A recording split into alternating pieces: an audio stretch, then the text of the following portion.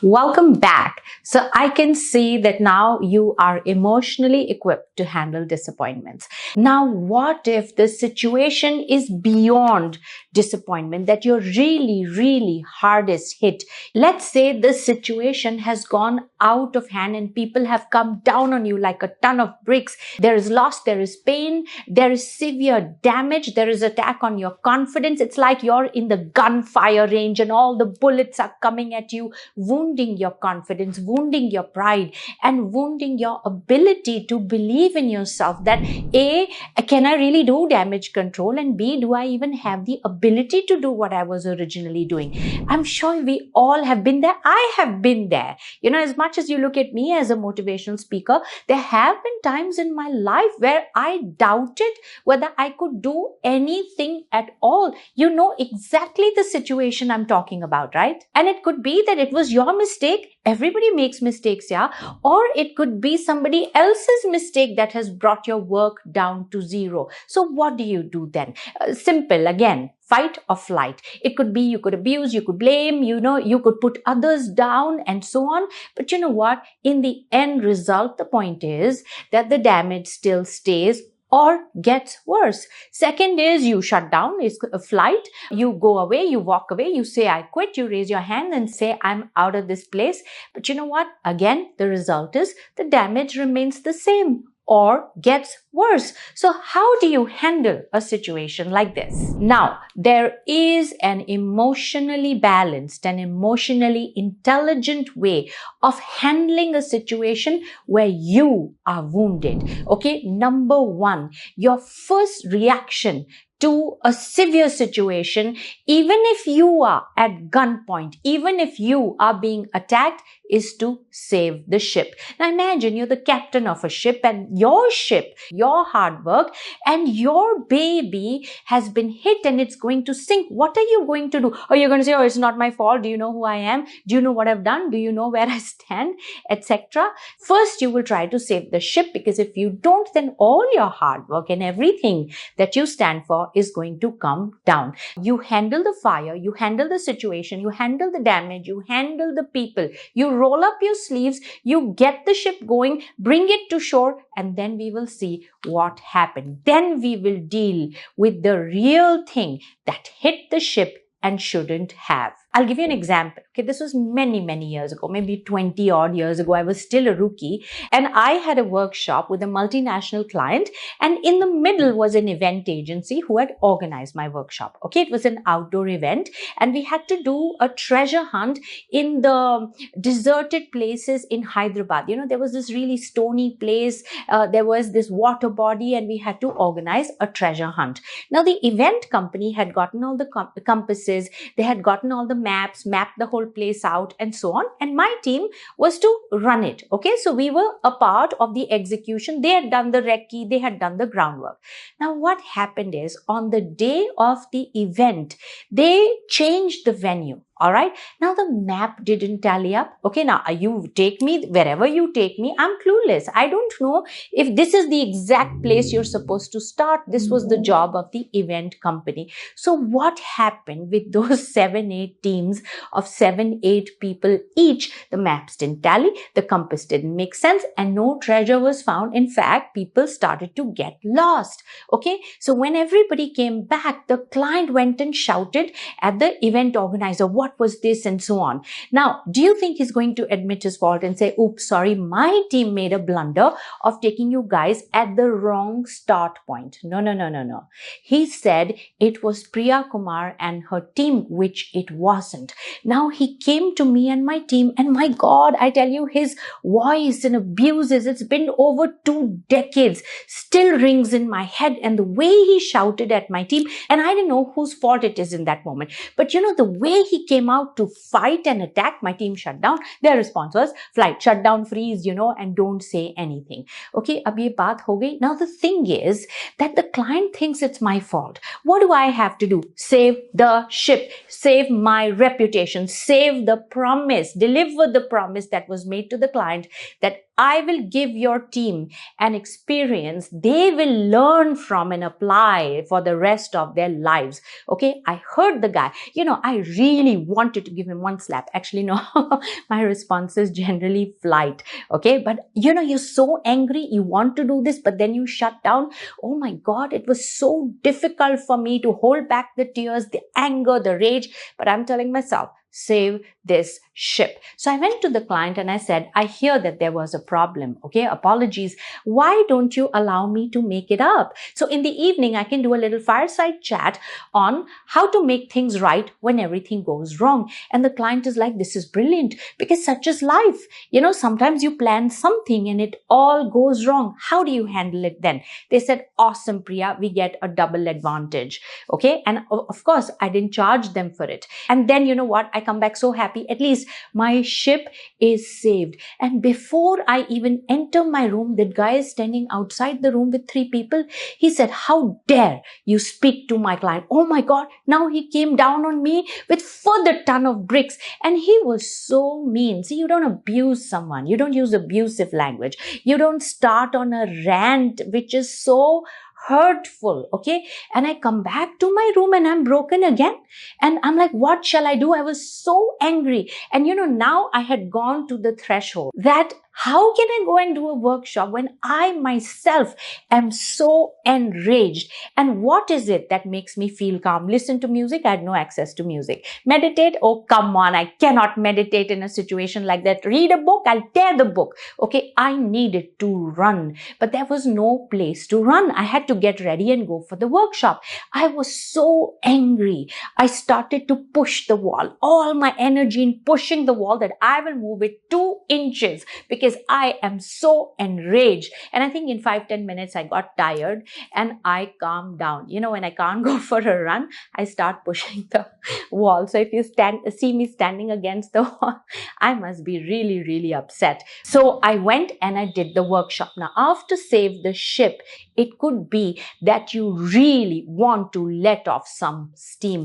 Go and do it. Find an outlet, but find an outlet that does not involve other people getting damaged. So it's not go and start pushing other people, shoving them, or going and abusing some other people just because you're angry. I went and pushed a wall. You go for a run, read a book, go for a drive, whatever it is that calms you down. Why? Because you still have to save the ship. So I did that workshop. It was a super hit. That client became a permanent client for me into the future. And I said, I will deal with this guy in the morning because I had such a great night. And that is how I wanted to end my day. In the morning, this fellow, what he did, we were in the middle of nowhere outside of Hyderabad. I was new at all of this.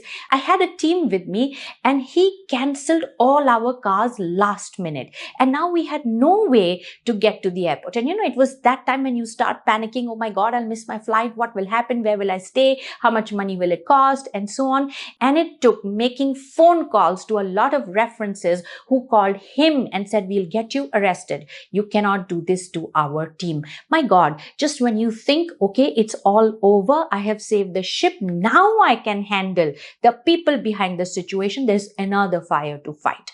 Okay. So we landed at the airport and we came home, and till date, it's been 2 odd decades. That company is still blacklisted in my list. We will never, ever work with them again. Now comes the final stage is now you look at it, make a decision, help or quit. Okay, because sometimes people deserve a second chance. Everybody makes mistakes, right? You can't just quit on everyone. You make mistakes, I make mistakes. What if it was really my fault? What if it was my team that had made the blunder? I would make up, pull their ears, and we move on. But this guy was just too animalistic. Okay, so I decided to quit. On other occasions, I decide to help. And you know what?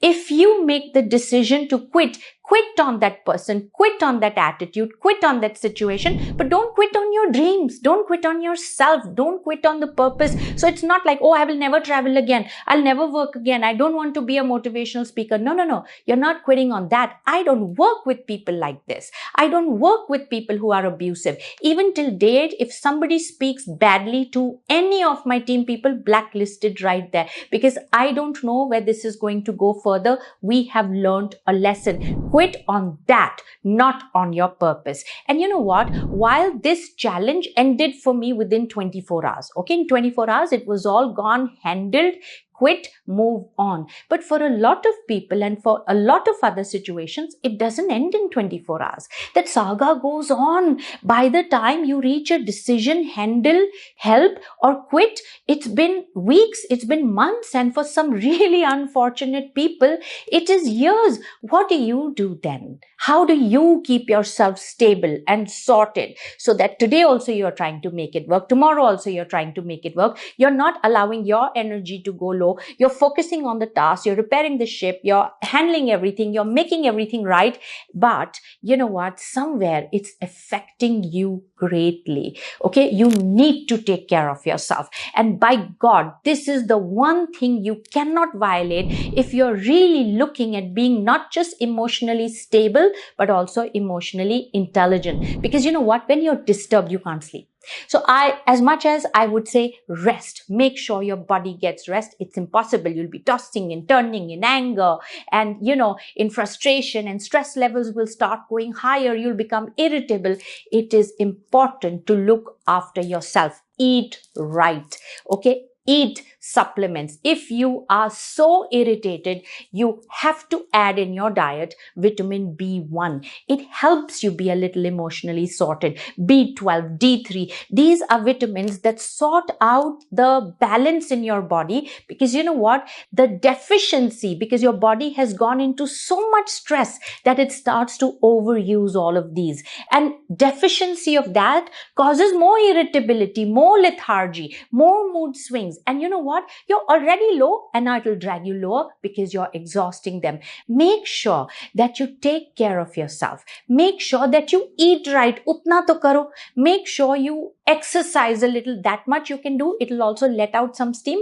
Sleep, I will say, make sure you sleep well. If you're disturbed, that's the thing that you lose the first. Because we all understand that some situations take longer to solve, take longer to calm down. What if the person in question is a family member, a colleague, or somebody who has influence over your life and career? You can't just snap off right now. And sometimes the damage control you have to do on account of your mistake or the other person takes time. And therefore, handling that time with grace becomes utmost important. So the formula is very simple. Keep your focus on saving the ship. Let out the steam, even if it is a daily thing. Go for a walk, go for a run, take care of yourself, push a wall. If you get irritated and frustrated daily that it's not helping, the ship is sinking further. And sometimes in firefighting, like I did in my situation, I thought I had solved it with the client, and then he came and abused me again. Why did you speak to the client? So sometimes in saving the ship, while you plug one leak, you find another leak has opened up. The ship got hit somewhere else, and you might just keep doing this day after day, week after week. You plug this, and you plug this. It's okay. It's a process. Keep your focus there, and you will be able to do it beautifully if you have an outlet for your frustration, and if you have an input for your physical comfort and your emotional sanity.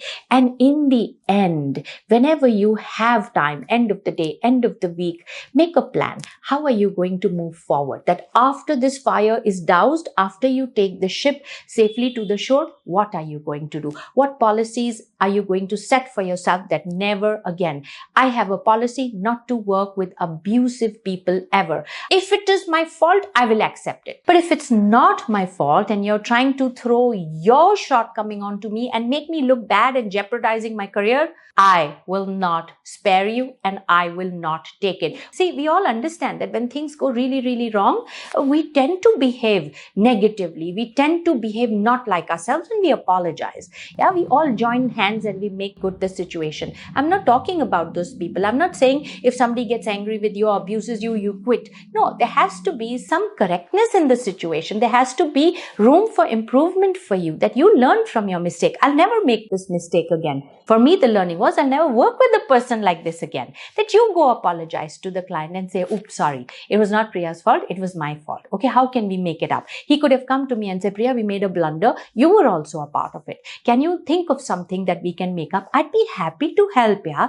Okay, maybe I would be angry and say, hey, why are you asking me to help? It's okay. But end of the day, we have to save the ship, because as much as his name was on the line, my name was on the line as well. Okay, get it? We all need to understand that. So it's not that always the solution is quit. You see the person, you see the situation, that is this person, is this project, is this company worth giving a second chance?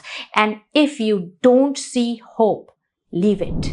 Don't think you can go and change the world. Change yourself, change your attitude, change your way of working, and you will invite like-minded people, because there are aplenty. So how do you handle a situation when your heart is hit?